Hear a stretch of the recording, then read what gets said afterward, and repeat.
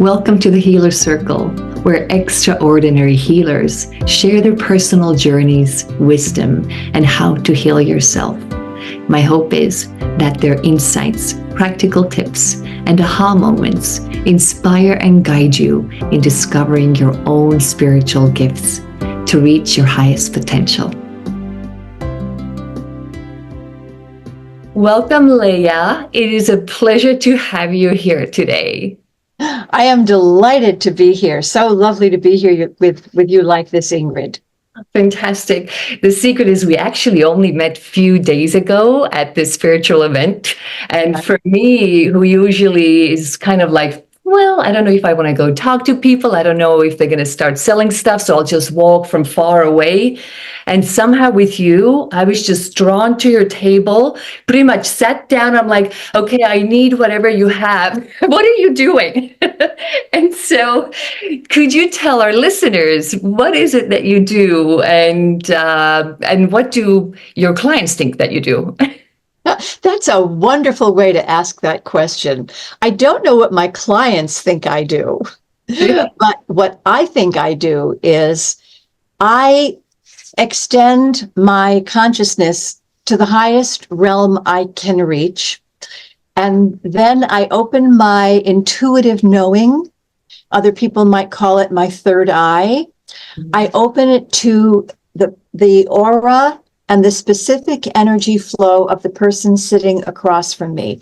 And then I see, not with my physical eyes, but with my third eye, with my imagination, I see and feel in my physical body and hear the flow of energy through a person's multidimensional soul journey through the cosmos and time and space. And as I start painting whatever it is that I see, I then feel two things. I feel the urge to give voice to something, and I also notice sounds or words in my head, and those sounds and words are guidance in many forms from the person's own expanded cosmic self. These can take the form of messages from an angelic realm, from another divine realm, messages from source, or from a specific ascended being, or from another version of the person's own being as they exist in another part of the cosmos. So I record what I say and chant and sing. And for anyone who understands the phrase light language, I sing chants that sound odd. And it turns out people have told me this is light language, which is kind of a cosmic DNA code around which we build ourselves as cosmic beings. So I record that, I send the person a link, and the person walks away with a 12 by 18 piece of fine art. Yeah, and I have one of those too now. So and actually what people have told me is that these are healing, that they're deeply healing on a physical, emotional, and spiritual level. So you asked what my clients think I do. My clients think that I help them integrate their idea of who they are into a framework that they can respect and have confidence in and use as inspiration to go forward in their lives. I love that you shared that, because like I said, even the day I met you and you gave me this powerful, amazing session with an amazing drawing, and I'm just like, I don't think I understood most of it, but I've taken this, and thank you for the recorded message, because this was such a new world to me. I kept listening to it, and then I was Googling of the definitions, and that's exactly what you were saying. Once I started to better understand what the message is, what came through, I'm like, Oh, now I'm starting to understand. Oh, yeah, that does make sense because of what I've gone through up to this point, or what I've experienced, and what I feel like I want to do or be. So it all made sense. So I just want to mention it to the people where they're like, I don't understand what they're talking about. Well, neither did I, but trust it, because it was such an amazing session. It was really valuable to kind of get a little more clarity. And I believe you said you can do it for different chakras, right? Right now, in sessions, we did only one versus all of them. That's right. In the environment of a party, which I sometimes do, or a psychic fair or any kind of event, I really don't have time to do the whole flow, which would include everything I perceive from the chakras as they extend up into the heavenly realms, down through the earth, through the cosmos, and sometimes there are even companion beings who show up, like elves and dragons. And so it can be quite involved. That whole flow takes 2 hours. Yeah. And so when you're talking about all these different, dragons or elves or whatnot, where do they exist in, like, if we are here on the planet, where do they exist? Where are they? I call these multidimensional portraits because what I perceive are versions of my client. I'm going to use the word you because I did a portrait of you. I perceive versions of you as you exist in other dimensions. And so elves and dragons exist in other dimensions. I don't know which one or ones. One of the ways that I've been able to develop this practice and know from feedback from my clients that what I'm doing makes sense, if not immediately makes sense, is that I don't think to ask exactly where are you? What's your name?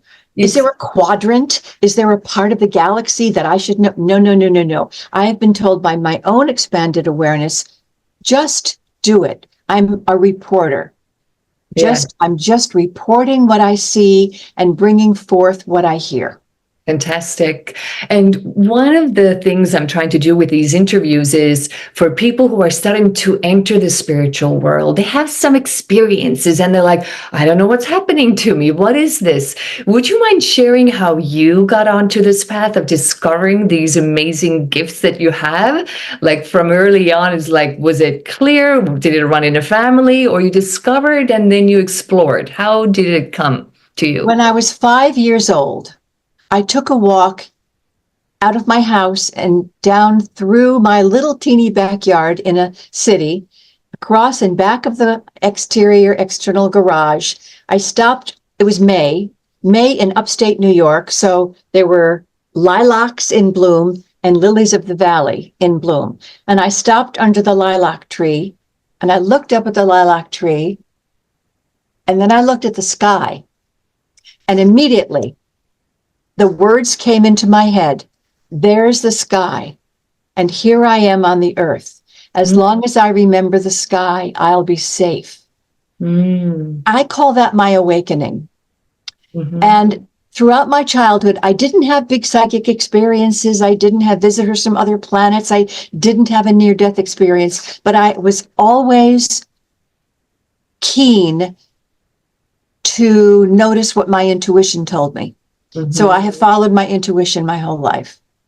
That's basically what I've done. And then in my 20s, I took a course in intuitive development with someone who taught me how to recognize when a hit that I'm having is accurate or whether it's just me thinking something. And the point is, they're usually accurate. So that's for beginners, I would say, when you have what feels like a hit about something, don't throw it away. Don't discount it. Say, interesting. And then you might want to write it down. There were all sorts of ways of muscle testing, of doing intuitive awareness exercises to assess whether this is something you should take action on, or just, the sky is blue, just something you're noticing. Mm-hmm. What are some of the major aha moments that you can now look back, like back in the days you might have thought, oh, that's weird or that's strange, but you're like, oh, wow, now I get it. Or like, oh, like any of the ahas that were you remember were like huge for you. The big ahas were I, you, somewhere in my 40s. I began getting spontaneous urges to perform what I think of as mudras. Mudra is a Sanskrit word which means gesture. So we've seen statues of the Buddha in which the hand is down, or the hand is up, or the hand is doing that, or that, or whatever. These are mudras. And I would be walking along the beach and all of a sudden have to kneel and put my arms way back above my head. That was a mudra. Or I would have to all of a sudden make these movements with my hands. And that was astounding. And it felt like if I didn't do it, that I would be fighting against a very strong current of my own spiritual reality, and of somehow of being invited into a sacred realm. Mm-hmm. And so I figured out how to do these things, if only in my mind. If I'm talking to someone and all of a sudden I have to do a mudra, I imagine that I'm doing it in my mind, or I do it very quietly. That was a big aha. The second aha was when I did an energy portrait of a woman in a class.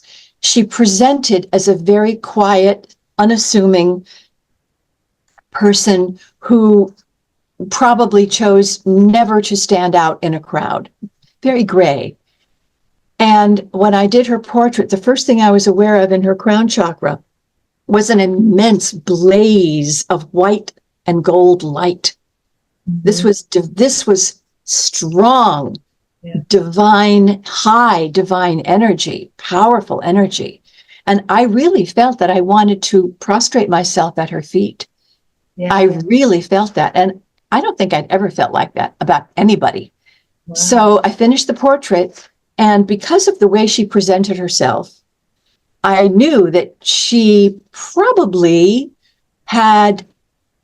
didn't have people coming in telling her how beautiful and wonderful she was. And I said, people have always underestimated you, haven't they? She said, yep. And I showed her the portrait, and she said, mm-hmm. Wasn't a surprise to her to see this. Mm-hmm. And so the big aha for me was, you never know who you're talking to. Yeah. We're told that we shouldn't judge a book by our cover, but we do. Yes. Even with the best of intentions, we quickly profile people in our own head. Yeah. So that was a big one. So now I know that you never know who you're talking to. The spiritual refinement or greatness, or this might be some teacher. Yes. That I should really pay attention to. Yeah. That was a big aha.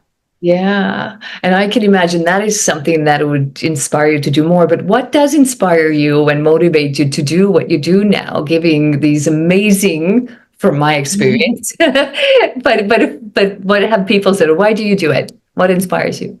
One, people tell me that these portraits help them change for the better in ways. People who've been holding back, people who've been thinking, well, I've always enjoyed art, but no, that's just a hobby. But then I find that in various other lifetimes, they are artists and their works are highly regarded, or their works are expressing a certain divine truth or something really wonderful like that. And it helps them value who they are more. I help people find an authentic path that's always been there, that perhaps has been disregarded. You know, we usually think that what's easy for us to do, and maybe even fun for us to do, is not the path that we should be following. Because shouldn't we be working hard and learning how to do new things? Yes, maybe. But the thing that's easy and fun for us, it's like, here's your key. We get it when we're born. Here's your key. Yeah. And the key is always there. But in our Western society, in my experience, generally we are not told, look within yourself. What do you really love? Do more of that. Yes. Thank you so much for saying this message, because I think it's starting to come more and more to our nowadays world as well, but not enough, not enough. I think people still don't believe it, and we're still questioning even when it happens. So like, wait, they did something that I loved and then it got better. Oh, but it must have been an accident or just Yeah. what came up. So thank you for saying this message again, for everyone to hear. Because it was such a great advice. Is there an advice that you would have given yourself if you would roll back on time when you were much younger? You could have said, oh, you should have done more of this, or if you could have, or like any advice you would have wanted to give your younger you. It would have been to have had more respect for myself and my values. Yes. It would have been to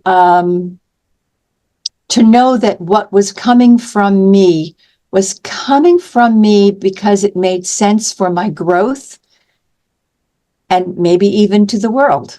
That I would never have said this to myself, but I know now that we are each a necessary element in all that is, and that we are each a gift.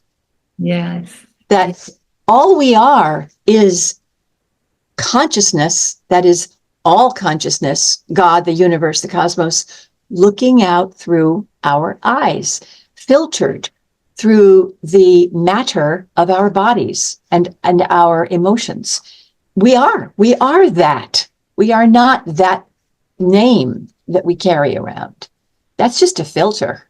I would have said that. Yeah. I don't know that I would have been able to make sense of it, but that's what I would have said. At the time, like, what? Yeah. But then for people who are at times feeling very human, low, like, at these times, what do you do? Do you have a tip that you like to do that other people would benefit from doing as well when we do have these low moments in life?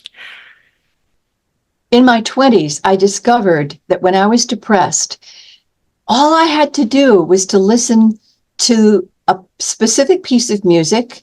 I don't even know if it's still around, but it was a song called Dolphin by Kenny Rankin, Rankin. That was in the 60s. Okay. And all I had to do was listen to that piece of music, and it was like the pilot light in my heart would come to life. That's so wonderful. I was lucky. I found that song. So I would say, think of something that you love or that you just find delightful. Yeah. I always advise taking a walk in nature. Yes. Always. That's best. But a lot of people don't have access to nature so easily. If you live in a big city, where you're going to go to that scrawny little tree in front of your building that's got all kinds of automotive crap on it, poor thing. But yeah, maybe that too. That is a beautiful being of nature. Nature's a big healer. I love that. Nature for sure. And like you said, finding whatever brings you joy, be it music or dancing or being with friends or whatever that is, but find and recognize what that is for you so you could go Right. to that. And it can really be small. Again, in my 20s, the 20s, God, I wouldn't want to be in my 20s again. It's a hard time. It's probably the hardest time in my experience and the experience of my friends. The 20s are really the hardest time. So I was depressed in my 20s a little bit. And after work, I would take a walk. And I lived in New York City, and I would walk 30 blocks or so. And I would walk until I found myself smiling. And it could have been at God knows what. But as soon as that happened, I knew that, okay, mission accomplished. I can go home now. I love it. So that's a little thing, but yes, it counts. Yeah. And this is a wonderful self-care. But do tell me, even healers like you, in addition to the wonderful self-care of being a walk or doing something that you love, do the healers also reach out to other healers to get help, or you don't need to? Oh, no, absolutely. Absolutely. We are all wounded in some way. When we take on these bodies, whether they're in this dimension or in another dimension, we come into being in order to develop. So there's always something that we have to make blossom, and it's work. So I have a circle, we call it the Wise Women's Circle. I don't know that we're so wise, but we like the name. There are 7 of us, and we get together every couple of weeks on Zoom. And we just share whatever's going on in our lives, and it helps. And then someone will have a suggestion. And all of us are Reiki practitioners, shamanic journey leaders, energy healer producers. One is a nurse who leads people through surgery with her shamanic experience. So all of us have something that we have developed that is a tool and a resource. And we all also have crap in our lives. Yes. And so we release the crap, and we also suggest, well, maybe you could look at it this way, maybe you could look at it this way. And then at the end, we do a guided visualization into upper realms and the realm of wonder, to bring us back to where we feel great. I love it. I love it. May I ask you another question, where some people think that, well, I don't want to do the work. This is why I'm hiring you for. What's your message to these people? That can't be done. Exactly. It cannot be done. Yes. You can hire someone to do a massage. I have this great massage therapist, and she massages the kinks out, and it's great.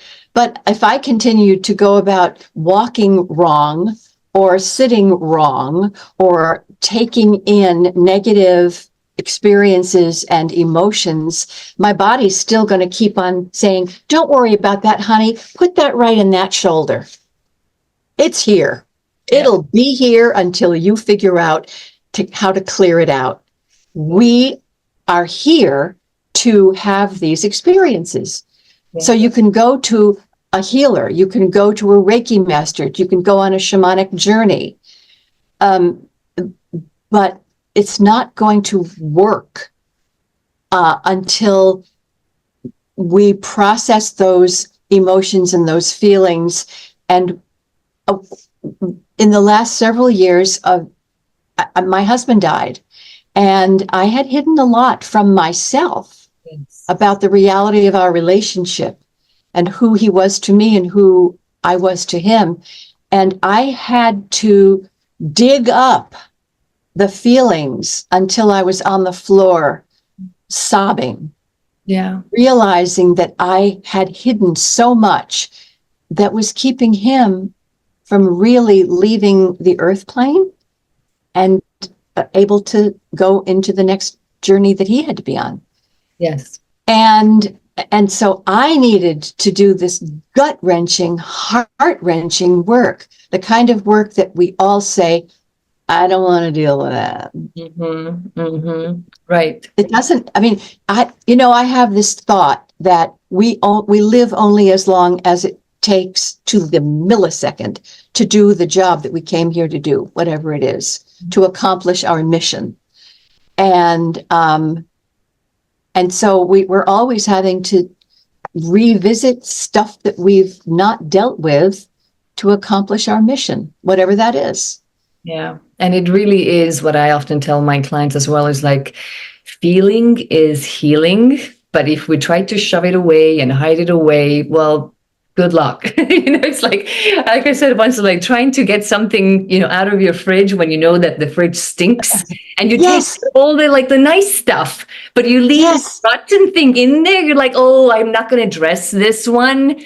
I know. Stinking. So it's like, till you face it, till you deal with it, it's going to keep stinking up the place, So that is absolutely right. So I'm glad you're supporting this, because sometimes I'm like, well, I like to be open to different views, but I'm like, I don't think I've heard yet the version where you can get away with without doing the work. So, so thank you for sharing that part as well.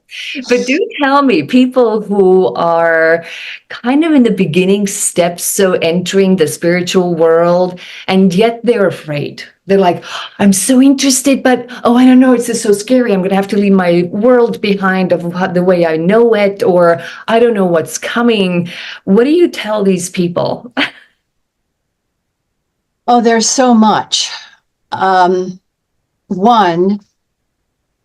they're having that feeling because who they really are is in them saying, I want to go there. I want to go there. I just go there a little. Or another way to say it is who they really are, who they came here to be, is standing in front of them saying, come on, honey, come on. It's just this way.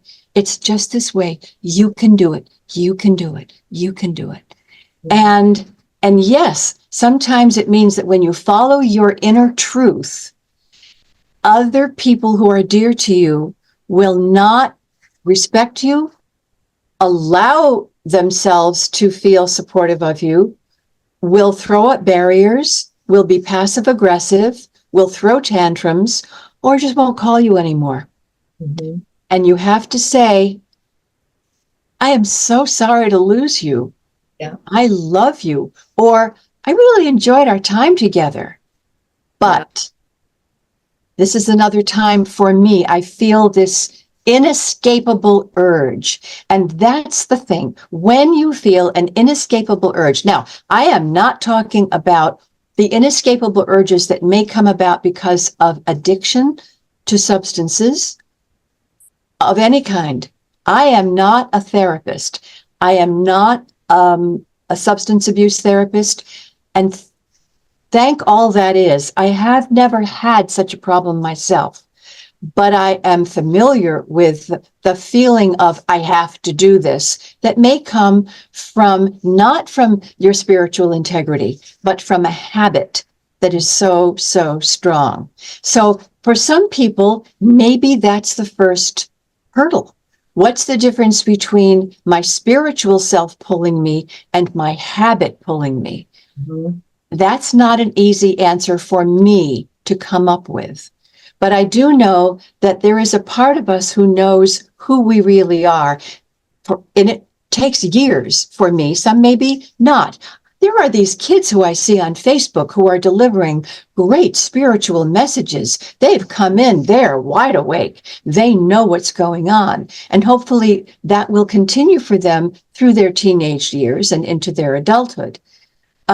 So knowing what you want is not always possible. But as you journey, just keep on checking in. What makes me feel like I've approved this message? What really makes you feel self-approval? That's the key. No shame, no guilt. Or you may do things that you really wish you hadn't. But if you can see beyond that, to know, but I'm on the path I need to be on. And to do so with humility. Humility means not announcing to everybody that you're on the path, whatever it is, and not saying, well, I'm now following this path of self-improvement, so you'll have to excuse me when I am late for meetings, when I don't keep my promises, blah, blah, blah. No, everything counts. There is no time out. Yeah. There is no time out. And yet, forgiveness is always possible. So those two, that's why I said it's not an easy thing to answer. Yeah. But do you have any tips for the ones who are like, okay, I think I have something like this and maybe a little bit of that. Do you give them any tips how they can develop or discover or notice what their particular gifts are? Just pay attention to what makes you happy. I use the term where the juice flows. Where does the juice flow? I'm a member of a book club. I just end up not reading the books. There's no juice for that in me. I have a painting practice that I never do. I have a big easel and it's right over there. This is my living room. It leans against the wall of my living room, so I will see the easel. I bought new paints. I'm not painting. What am I doing? I'm writing. I'm volunteering for my spiritual community. I am cooking. I'm doing energy portraits and animal communication sessions. And I keep on saying, I'll get around to painting. Maybe I will, maybe I won't. My son may inherit all of my art materials. Yeah. Yeah. Whatever happens, happens. So the tip is do what you love. Oh, love it. Yes. Do what you love. Absolutely. And the more you do it, the easier your path actually gets, the happier you are, the more you bring up your own energy and everything That's right. happening for you, not to you.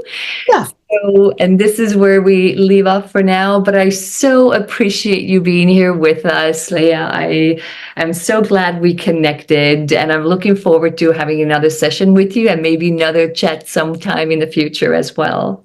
I would love it. And thank you so much for allowing me to speak more about what I love to you and to everybody who's watching and listening. Thank you so much. Till next time. Till next time. Mwah. Thank you for joining us on this Healer Circle journey. If you are a healer with valuable insights to share, we'd love to hear from you. As together, we can continue to inspire one another to greater heights. Till we meet again, I'm sending you love, light, and gratitude.